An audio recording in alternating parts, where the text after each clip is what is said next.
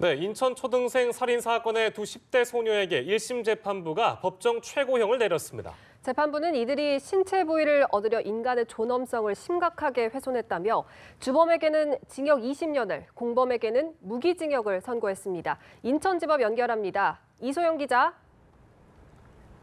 네, 인천 초등생 살인 사건으로 사회를 들썩이게 한 두 10대 소녀에게 법원이 법정 최고형을 선고했습니다. 인천지방법원 재판부는 직접 살인을 저지른 주범인 A양에 대해서는 징역 20년을, 공범인 B양에게는 무기징역을 선고했는데요. 신체 부위를 얻으려 사람을 죽이는 등 인간의 존엄성을 무시한 데다 어린 초등학생을 살해해 유족들에게 상상도 못할 슬픔을 안겼다고 꾸짖었습니다. 유족들의 슬픔을 이야기하는 대목에서 방청객들은 한숨을 쉬고 흐느꼈지만 정작 두 소녀는 선고 내내 무표정으로 일관했습니다. 법원은 두 소녀의 변명을 전혀 받아들이지 않았습니다. 먼저 재판부는 A양이 심신미약 상태에서 우발적으로 범행했다고 보기 어렵다고 판단했습니다. 시신 처리 방법을 미리 검색하는 등 치밀히 준비한 데다 B양에게 주기로 한 신체 일부를 정확히 절단한 점을 봤을 때 충분히 범행을 사전에 논의했다고 해석했습니다. 또 두 사람이 살인과 관련한 구체적인 대화를 나눴다는 점을 들어 역할극이라고 생각했다는 B양의 주장도 받아들이지 않았습니다. 재판부는 이들이 수차례 반성문을 제출했지만 책임을 축소하려고 했을 뿐 진지하게 반성하고 있는지도 의문이라며 엄벌의 필요성을 강조했는데요. 만 18세 미만의 주범에 대해서는 소년법을 따를 수밖에 없다면서도 최고형을 내렸고 역시 미성년자인 공범 B양에게는 성년이 9개월밖에 남지 않은 만큼 미성숙하다는 핑계를 댈 수 없다며 무기징역을 선고했습니다. 이번 판결은 소년법 논쟁에도 영향을 미칠 전망입니다. 법의 허점으로 살인을 저지른 주범이 만 18세 미만이라 공범보다 낮은 형을 받게 됐기 때문인데요. 부산 집단 폭행 사건 등 충격적인 청소년 범죄가 잇따르는 상황에서 소년법 개정 논의에도 불이 붙을 것으로 보입니다. 지금까지 인천지방법원에서 연합뉴스TV 이소영입니다. 김상곤 사회부총리 겸 교육부 장관은 오늘 정부 서울청사에서 제2차 사회관계 장관회의를 열고 최근 청소년 폭력 문제로 불거진 소년법 개정 논의 진행 상황을 점검했습니다. 김 부총리는 소년법 개정은 청소년 처벌의 주된 기준이 된다는 점에서 매우 중요한 현안이라고 말했습니다. 정부는 예방과 수사, 처벌과 사후관리 등을 포괄하는 종합대책을 올해 안에 마련하기로 했습니다. 가수 고 김광석 씨의 외동딸 사망을 두고 제기된 의혹에 대해 검찰이 재수사에 착수했습니다. 서울중앙지검은 다큐멘터리 영화 김광석의 이상호 감독이 고 김 씨의 딸 서연양 사망에 대한 재수사를 촉구하며 고발한 사건을 형사 6부에 배당했습니다.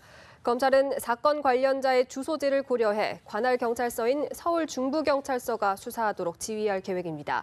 검찰은 서연양이 타살된 의혹이 있다는 등의 고발 내용을 검토한 뒤 사망의 범죄 혐의점이 있는지 등을 조사할 계획입니다. 충북 청주에서 20대 여성을 잔혹하게 살해한 남성은 말다툼 도중 우발적으로 벌어진 일이라고 주장하고 있습니다. 하지만 범행 과정과 이후 행적을 보면 이 말을 선뜻 납득하기 어려운 부분이 많습니다. 이승민 기자입니다. 지난 19일 새벽 충북 청주시 옥산면의 한 하천에서 22살 여성을 살해한 32살 A씨는 자신의 승용차를 타고 현장을 빠져나왔습니다. 성폭행 사건으로 꾸미기 위해 피해 여성을 알몸으로 만들고 옷까지도 현장에 버려둔 채였습니다. 범행 장소에서 10km가량 떨어진 자신의 집으로 간 A씨는 현장에 함께 있었던 여자친구와 함께 자신의 승용차가 아닌 콜밴을 이용해 대전으로 향했습니다.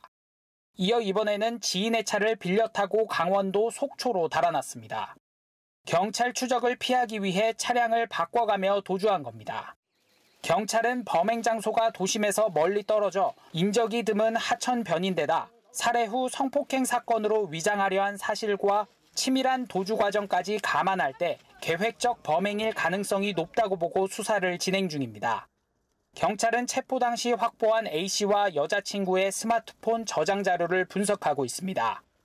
두 사람의 통화 기록과 SNS 대화 내용 등을 확인해 범행을 사전에 모의했는지 확인할 방침입니다. 연합뉴스 이승민입니다. 미국 트럼프 대통령이 유엔 총회에서 북한 완전 파괴를 언급하자 북한 김정은이 트럼프 대통령을 비난하는 성명을 실명으로 냈습니다.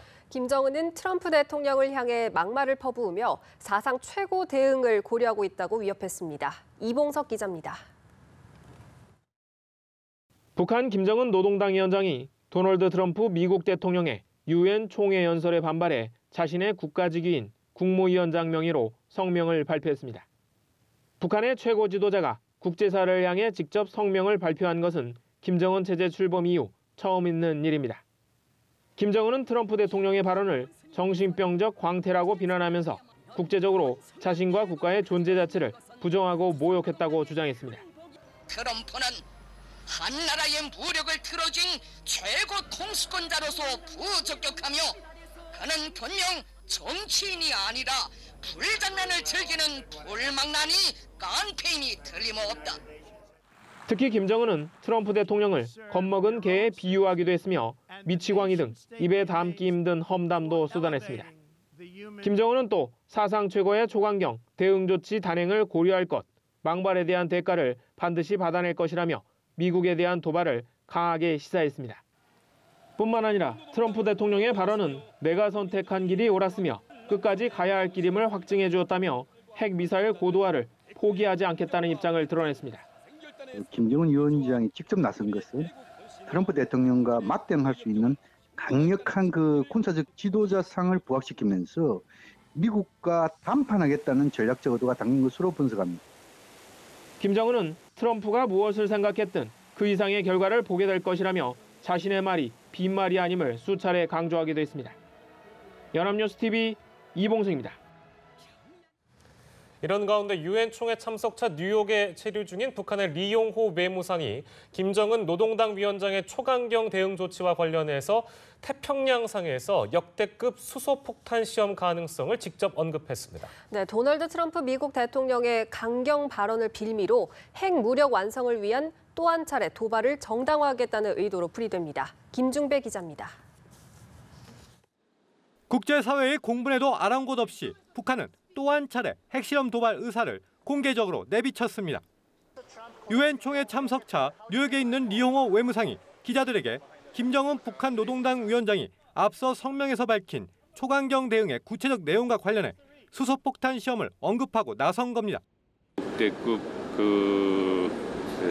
수소탄 지상 시험을 아마 태평양상에서 하는 것으로 되지 않겠는가.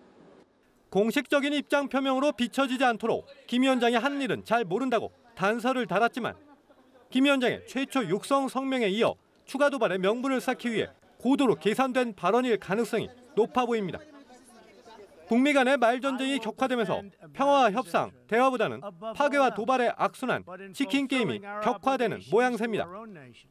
말법단이 단순한 말로 끝나지 않으리란 우려도 더욱 커지고 있습니다. 앞서 북한 외무성이 끝을 볼 때까지 핵능력 보유의 길을 변함없이 더 빨리 가야겠다고 의지를 드러내는 등 1년의 그간 북한 행태를 고려하면 실제 도발 강행 가능성이 점점 더 높아지는 양상입니다. 북한이 실제로 태평양 상공에서 수소폭탄 시험 등 도발을 자행한다면 북미 간 강대강 대치 구도가 더욱 선명해지면 물론 엄포, 압박용의 무게가 실리던 미국의 대북 군사 옵션의 향배도 예단할 수 없다는 우려가 제기됩니다. 연합뉴스 김중배입니다. 문재인 대통령과 도널드 트럼프 미국 대통령, 아베 신조 일본 총리, 한미일 3국 정상은 대북 공조에 한 목소리를 냈습니다. 대화와 압박을 두고 불협화음을 내는 것 아니냐는 일각의 예상을 깨고 탄탄한 대북 공조를 재확인했다는 평가입니다. 성승환 기자입니다. 한미 또 한미일 정상회동에서 이견이나 불협화음은 없었습니다. 갈수록 아주 친근하게 느껴집니다. 그런 거 강력함이 북한을 반드시 변화시킬 것이라고 그렇게 확신합니다. 지난 6월 정상회담 때 한미 FTA를 돌발적으로 꺼냈던 트럼프 대통령도 지금은 북한에 집중할 때라며 공조에 힘을 실었습니다. But much more importantly, frankly, than trade is the other aspect of our relationship that we're working with, and that has to do with North Korea. 한미일 정상은 미국의 새 대북 제재 행정명령에 대해서도 실효적 조치가 될 것이라고 한 목소리를 냈습니다. 강화한 조치를 내려주신 분께 다시 한번 감사드리고 한국도 그에 대해서 최대한 공조하겠다는 말씀을 드립니다. さらなる取り組みも必要であります。その中において今ドナルドが大統領令に署名をしたという発表がありました。従来ない新たな段階の圧力をかけていく観点から 대화냐 압박이냐를 두고 평행선을 달릴 수 있다는 일각의 예상과 달리 한미일 간 대북 공조가 탄탄함을 재확인했다는 평가입니다. 긴밀한 정책 공조를 바탕으로 한미일 3국 협력 및 여타국들과의 협력을 통해 북한 핵미사일 문제 해결을 위한 국제사회의 노력을 결집하는 북한 문제에 있어 흔들림 없이 같은 배에 타고 있음을 보여준 한미일. 중국과 러시아 설득 작업에도 더욱 속도를 낼 전망입니다. 연합뉴스TV 성수환입니다. 도널드 트럼프 미국 대통령은 한미일 정상회담에서 북한과 무역 거래를 하는 금융기관과 기업, 개인을 겨냥한 새 대북 제재안을 발표했습니다. 중국을 겨냥한 사실상 세컨더리 보이콧 제재에 근접했다는 평가입니다. 워싱턴에서 윤석희 특파원입니다. 미 행정부가 도발을 멈추지 않는 북한에 대해 경제적 압박 수위를 한 단계 더 끌어올렸습니다. 유엔 총회에 참석한 도널드 트럼프 대통령은 한미일 정상회담 모두 발언에서 불량 정권을 재정적으로 지원하는 기관들을 용납할 수 없다며 새로운 대북 제재 행정명령을 공개했습니다. Our new order will give the Treasury Department the discretion to sanction any foreign bank that knowingly conducts or facilitate significant transactions tied to trade with North Korea. 북한의 섬유와 어업, 정보기술과 제조업 등도 제재 대상에 포함시켜 수입원을 원천 차단하겠다고 덧붙였습니다. 대북 제재에 미온적인 중국과 러시아 등을 압박하기 위한 세컨더리 보이콧에 근접한 고강도 독자 제재란 평가입니다. 북한의 해외 송금과 무역 결제가 마비됐던 지난 2005년 방코 델타 아시아은행 방식의 제재 가능성도 열었다는 분석도 나옵니다. Foreign financial institutions are now on notice that going forward they can choose to do business with the United States or with North Korea, but not both. 트럼프 대통령은 또 중국 인민은행이 북한과 신규 거래를 중단하도록 했다는 소식을 높게 평가하면서 중국의 보다 적극적인 제재 동참을 독려했습니다. I want to just say and thank President Xi of China for the very bold move he made today.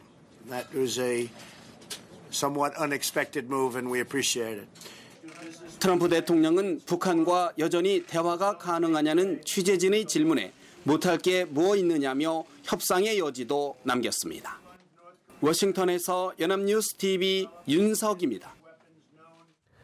미국의 새 대북 제재 행정명령에 따르면 북한을 직접 다녀온 선박과 비행기는 물론 북한 항구에 기항했던 배와 물건을 바꿔 실은 선박도 180일 동안 미국 입항을 할 수 없게 됩니다.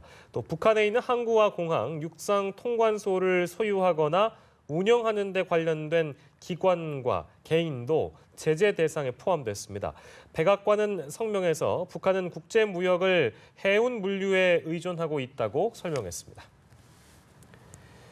문재인 대통령이 유엔 일정을 마치고 귀국길에 기내 간담회를 가졌습니다. 무엇보다 남북 대치 상황을 해소하기 위해서 동북아 경제 공동체와 다자간 안보 협력이 필요하다는 점을 강조했습니다. 김혜영 기자입니다.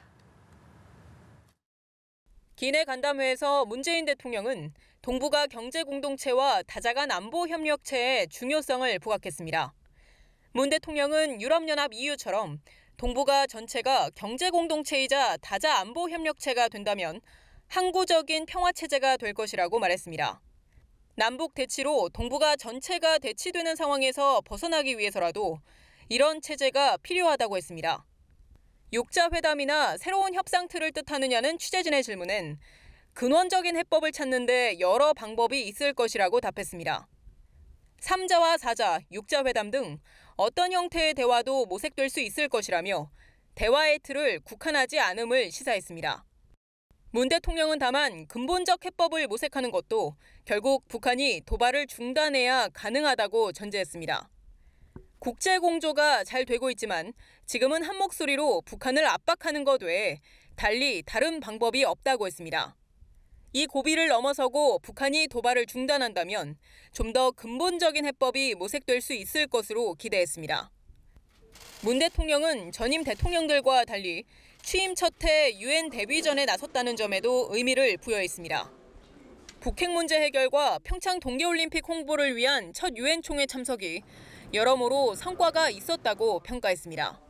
연합뉴스TV 김희영입니다.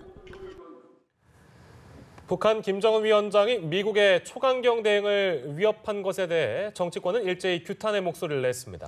국회 취재기자 연결합니다. 나재원 기자. 네, 더불어민주당 추미애 대표는 김정은의 대미 성명에 북한의 어떤 군사적 도발도 평화를 지향하는 국제사회의 탄탄한 연대를 뚫을 수 없다고 말했습니다.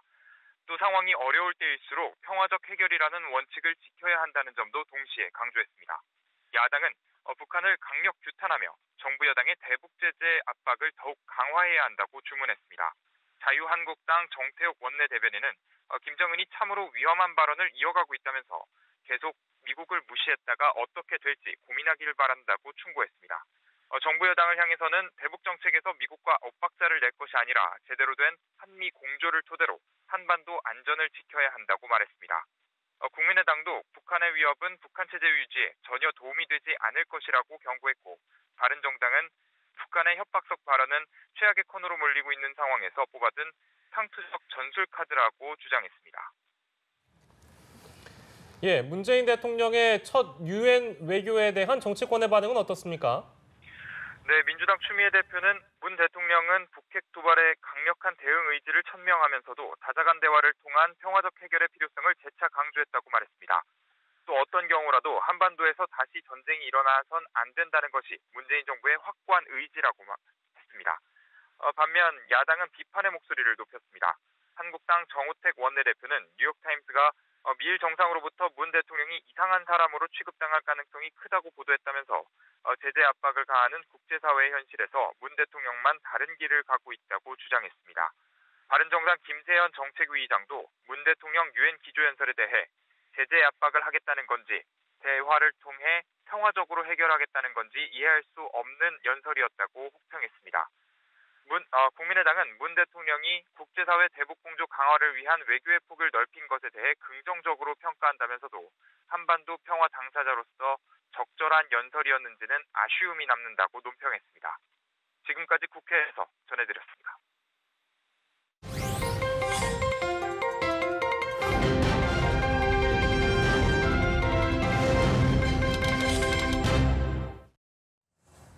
검찰이 감사원 감사에서 채용 비리가 드러난 금융감독원을 압수수색했습니다.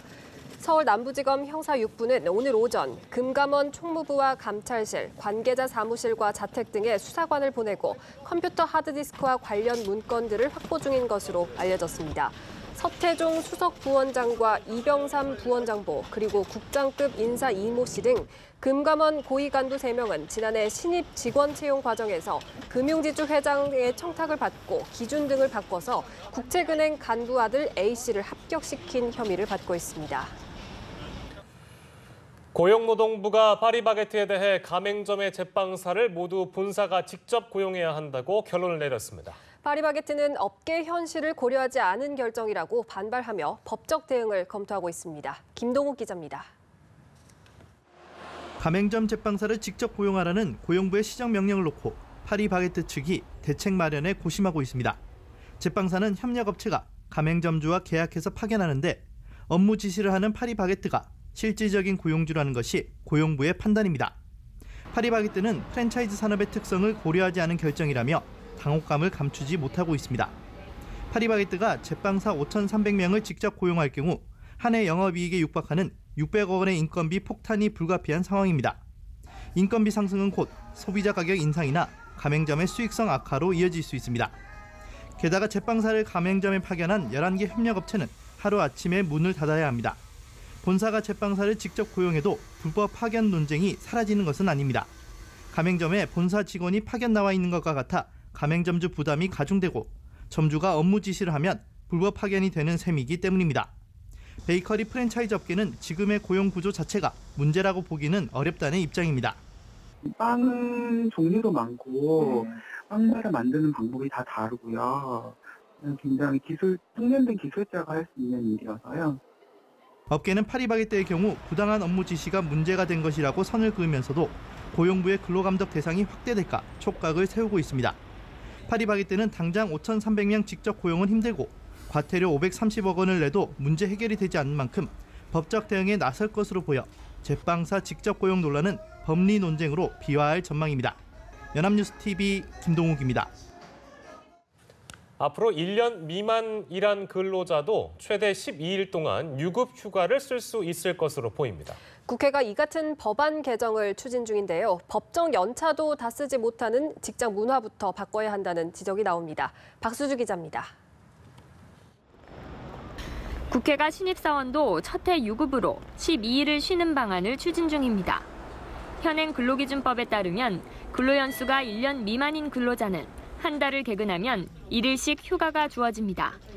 그러나 이를 쓸 때는 다음해 지급되는 유급휴가 15일 중에서 깎도록 돼 있습니다. 2년 동안 쓸 수 있는 유급휴가는 결국 15일인 셈입니다. 한정혜 더불어민주당 의원이 대표 발의한 근로기준법 개정안은 이 같은 조항을 삭제해 유급휴가가 1년 차에 최대 12일, 2년 차에 15일이 되도록 했습니다. 2년 동안 유급휴가가 27일로 늘어나는 겁니다. 개정안은 국회 환경노동위원회 고용노동소위를 통과해 환노위 전체회의와 본회의 상정을 기다리고 있습니다. 휴가가 늘어난다지만 일각에서는 있는 휴가도 제대로 못 쓰는 실정이라며 시큰둥한 반응도 나옵니다. 실제 최근 정부 조사에 따르면 평균 연차 일수는 15일이지만 사용 일수는 7.9일로 절반에 그쳤습니다. 근로자들은 연차 휴가를 다 못 쓰는 이유로 직장 내 분위기를 가장 많이 꼽았습니다. 사회적 분위기를 유도하거나 관리 감독을 강화하는 등 휴가를 실질적으로 보장하는 방안을 함께 논의해야 한다는 지적이 나오는 이유입니다. 한편 난임 치료를 위한 휴가를 도입하고 육아휴직과 출산휴가급여 비용 일부를 정부가 부담하는 법안도 소위를 통과했습니다. 연합뉴스TV 박수주입니다. 고령화가 심화하면서 작년 사망자 수가 역대 최대를 기록했고 대장암으로 인한 사망자 수가 위암을 처음 앞질렀습니다. 통계청의 2016년 사망 원인 통계에 따르면 고령자 수가 늘면서 작년 사망자 수는 28만 827명으로 통계 작성 이래 가장 많았습니다. 사망 원인 1위는 전체 27.8%를 차지한 암이었습니다. 암 사망자 가운데는 폐암으로 인한 사망이 가장 많았고 이어서 간암, 대장암 순이었습니다. 특히 대장암 사망률이 3위에 올라 처음으로 위암 사망자 수를 제쳤고 췌장암 사망률도 0.3명 늘면서 폐암을 제외하고 전년 대비 가장 큰 증가폭을 보였습니다. 부산의 한 신축 오피스텔 건물이 맨눈으로 확인될 정도로 한쪽으로 기울면서 인근 주민이 불안에 떨고 있습니다. 부산 사구와 시공업자에 따르면 하단동에 있는 D 오피스텔 건물이 지난 14일부터 한쪽으로 서서히 기울기 시작했습니다. 바닥에 금이 가면서 알게 된 건물 기울어짐은 며칠째 계속되면서 현재는 건물 꼭대기에서 바닥까지 가상의 선을 그었을 때 원래 있어야 할 위치보다 꼭대기가 45cm 이동한 것으로 나타났습니다. 안전진단 결과 건물 변형은 연약 지반의 영향을 받은 것으로 알려졌습니다. 토요일인 내일 서울 도심은 백남기 농민 일주기 추모 대회와 태극기 집회 등으로 교통 상황이 혼잡할 것으로 보입니다. 주최 측은 오후 4시부터 서울 종로와 광화문 일대에서 5천여 명이 참가한 가운데 100시에 추모 대회를 개최한 뒤 오후 7시에는 광화문 광장으로 장터를 옮겨 추모 행사를 이어갈 예정입니다. 친박, 보수 성향 4개 단체들도 오후 2시부터 대학로와 대한문 앞 등 4곳에서 박근혜 전 대통령 석방을 요구하는 태극기 집회를 연 뒤 주변 도로를 이용해 행진을 계획하고 있습니다.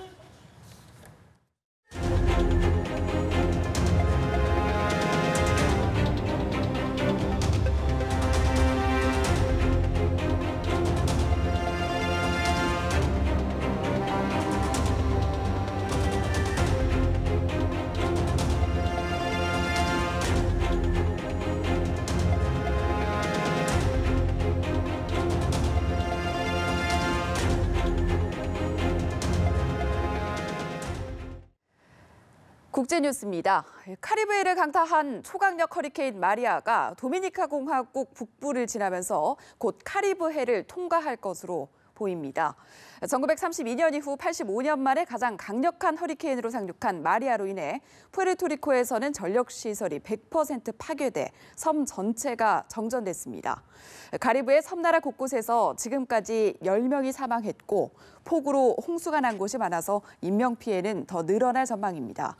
카테고리 3등급인 마리아는 앞으로 4등급까지 세질 가능성이 있고 미 본토에는 직접 영향을 미치지 않을 것으로 보입니다.